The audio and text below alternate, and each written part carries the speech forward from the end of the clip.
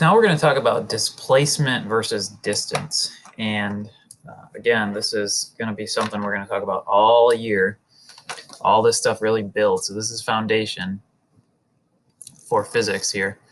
Displacement, we're going to have another D word called distance. And in your everyday life, you might use these interchangeably. You know, people on the street are just going to use distance. Displacement is more technical.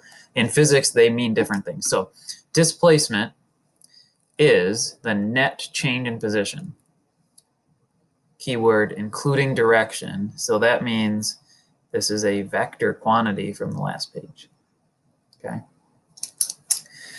The other way you could think about this, and you'll hear me describe it like this, it's the straight line distance between 2 points, or as the crow flies. So if you're going to go from point A to point B, and there's this meandering trail, if you're a bird, you're not going to take the trails. You're going to fly straight over above. So as the crow flies, that's the same thing as the displacement.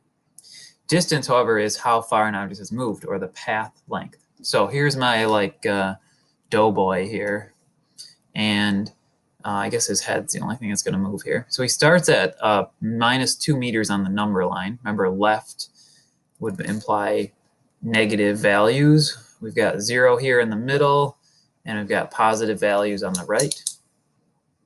We're going to move from -2 through 0 all the way past out to what was that? 3.5 meters. And back to 2. So this is kind of our first unofficial equation. This is not in your equation sheet on the back of your Regents reference tables, but if you want to write it there, go ahead. So this is the boxed equation. If you want to write this on the back of your Regents reference tables where you find all the equations, that's where we're going to be for a while.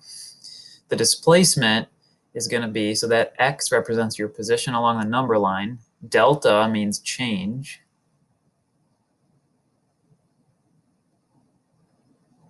So we would interpret this equation as meaning change in position, or displacement, is x final, the final position, minus x initial. This is where we are on the number line. At the end, we were at 2 meters.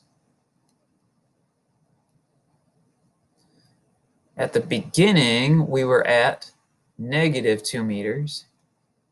So 2 minus a -2 is like 2 plus 2. And so our displacement is 4 meters.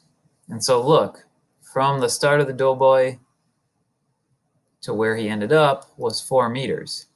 And we could put a direction on this with an arrowhead representing that that displacement is positive. And thinking back to our coordinate system, positive would mean to the right. Now our distance is a little bit different. Distance is how far, the total path. So look at our path. We traveled that 4, but then we got another 1, so that's 5. Another half, plus another half to come back, 6, plus another full meter. So our distance is 7 meters. Okay, and so that's the path length. So if you're meandering on a trail, the total path length is your distance. If you go back to where you started, then your displacement will be 0. So there's all kinds of different nuances here with the displacement and distance. I don't have a great way for you to remember. They both start with DIS. You just have to work on this and practice this and get this kind of thing down. So there's some practice questions on the next page. Why don't you guys go ahead and try them, and then I'll have another video where we check your answers.